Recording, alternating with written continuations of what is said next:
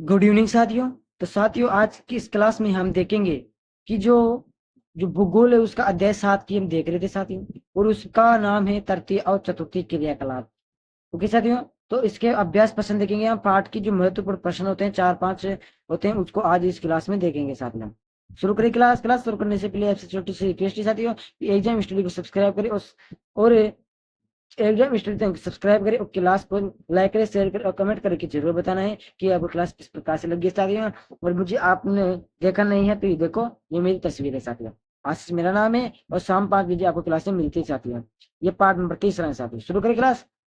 तो देखो साथियों, पहला क्वेश्चन है कि नीचे दिए गए 4 विकल्पों में से उससे सही उत्तर को चुनना है। तो पहले का पहला है कि निम्नलिखित में से एक तीसरी कहानी कौन सी है। निम्नलिखित में से एक तीसरी कहानी नहीं, यहाँ पर कुछ और है, लेकिन वह कौन सा व्यापार खेती इस प्रकार से, तो वह व्यापार खेती, व्यापार, ऋण, शिकार आपकी किताब में दिए गए हैं। पसंद उसको पढ़ लीजिएगा, उसका उत्तर आपके पास वह हो जाएगा साथियों, व्यापार हो जाएगा पहले का। दूसरा है कि निम्नलिखित में से कौन सी गतिविधि द्वितीय क्षेत्र की गतिविधि नहीं है। क्या है, निम्नलिखित में से कौन सी गतिविधि द्वितीय क्षेत्र की गतिविधि नहीं है। तो मछली पकड़ना द्वितीय का कार्य क्षेत्र में नहीं आता है, ये आता है प्रथम, यानी कि प्राथमिक क्षेत्र में ये आता है साथ में। क्लियर। अगला तीसरा क्वेश्चन है कि निम्नलिखित में से, 1 मिनट रुको, क्या है साथियों कि निम्नलिखित, पता नहीं क्या हो गया, निम्नलिखित में से कौन सा क्षेत्र दिल्ली, मुंबई, चेन्नई और कोलकाता में सबसे अधिक रोजगार प्रदान करता है। तो सेवा का क्षेत्र। निम्नलिखित में से कौन सा ऐसा क्षेत्र है जो दिल्ली, मुंबई, चेन्नई और कोलकाता में सबसे अधिक रोजगार तो सेवा का कार्य है साथियों, वहां पर सबसे ज्यादा।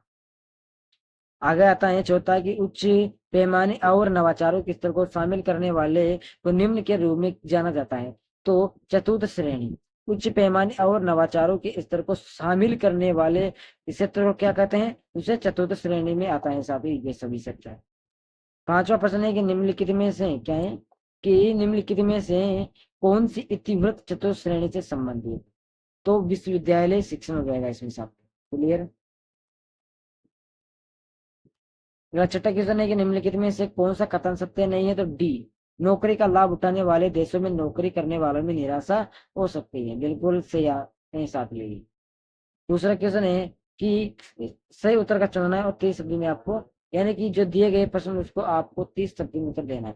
पहले इसमें कि फुटकर व्यापार सेवा का वर्णन करना है आपको। तो फुटकर व्यापार सेवा सीधे बुकमार्ग के लिए बिक्री से संबंधित व्यवसाय गतिविधि है। फुटकर व्यापार सेवा सीधी बुकमार्ग के लिए बिक्री से संबंधित व्यवसाय है।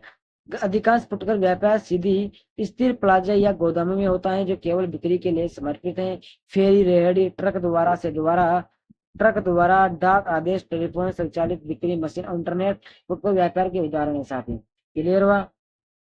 फुटकर व्यापार के कहीं और विविध लाभ वास्तुशिल्प को अधिक से अधिक विकल्प और सूची में एक से एक के साथ स्थापित किए गए हैं। फुटकर व्यापार वह है जो एक फेरी है, रेहड़ी है, ट्रक द्वारा, डाक द्वारा, टेलीफोन द्वारा संचालित बिक्री की मशीन, फुटकर व्यापार के ये उदाहरण है साथ में। क्लियर।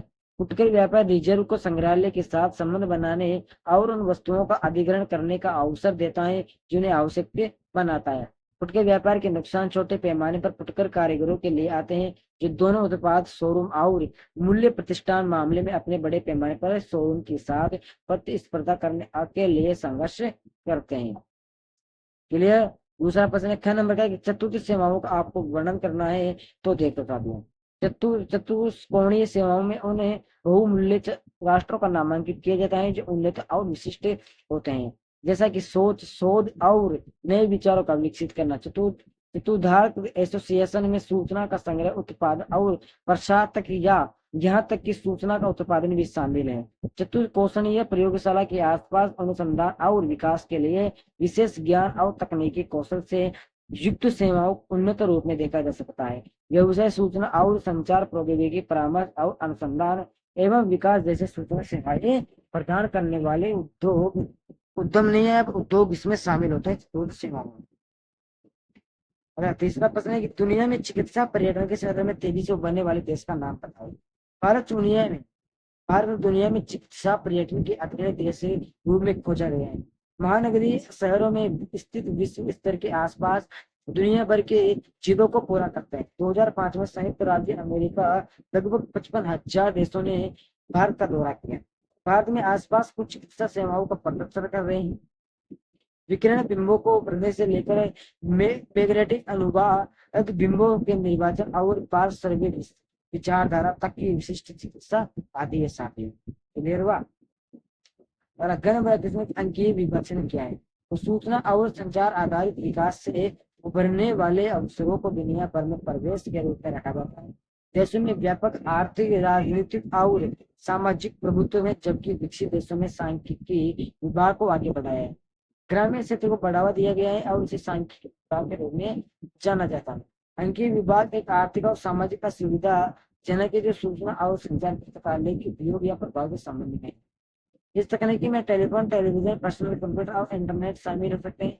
आमतौर पर शहर और ग्रामीण इलाकों में लोगों के बीच मौलिक शिक्षा और अशिक्षित के बीच, सामाजिक आर्थिक बेरोजगारी के बीच और विश्व स्तर पर अधिक से अधिक कम उद्योग के रूप में विकसित राष्ट्रों के बीच में सकती है। अगला तीसरा प्रश्न आता है फिर हमारे पास कि लगभग 1.5 शब्द में आपको उत्तर देना है।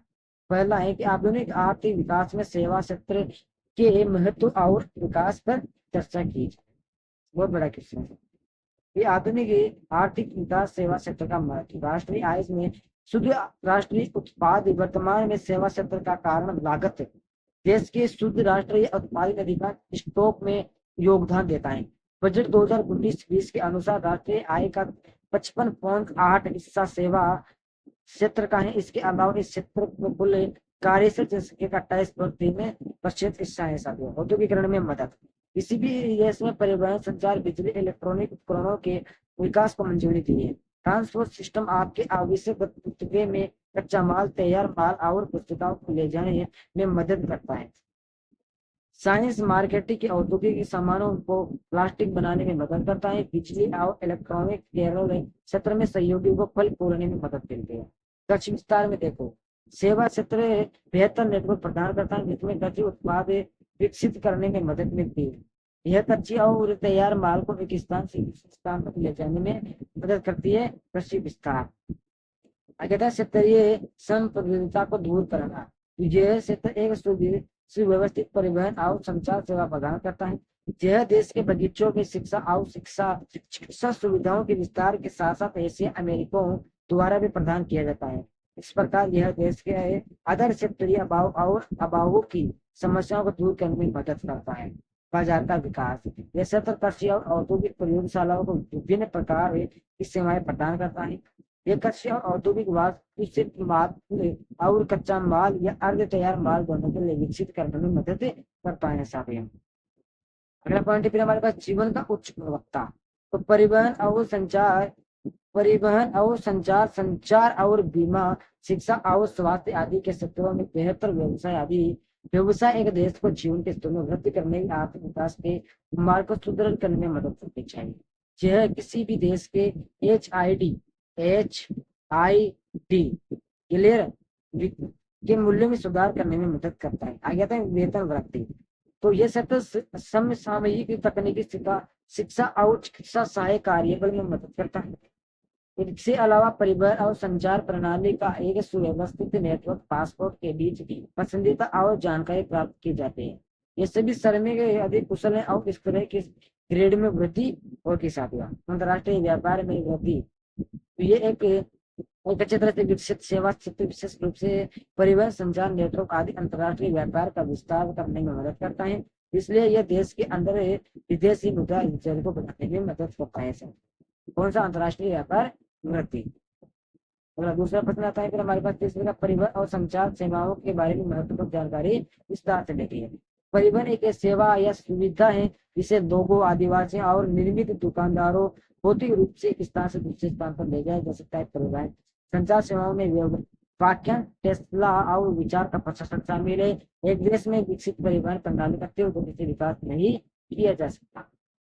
आगे आता है फिर परिवहन सेवा का महत्व किस प्रकार से है हमारे जीवन में। तो देखो साथियों, सड़कों के विकास की सुविधा के बिना विभिन्न पहाड़ों, जंगल और कानों में प्राकृतिक निर्माण का उपयोग संभव नहीं है। परिवहन प्रणाली कम समय में विभिन्न व्यक्तित्वों को कच्चे माल, बैलिस्टिक और लेजेंडरी की मदद करती है।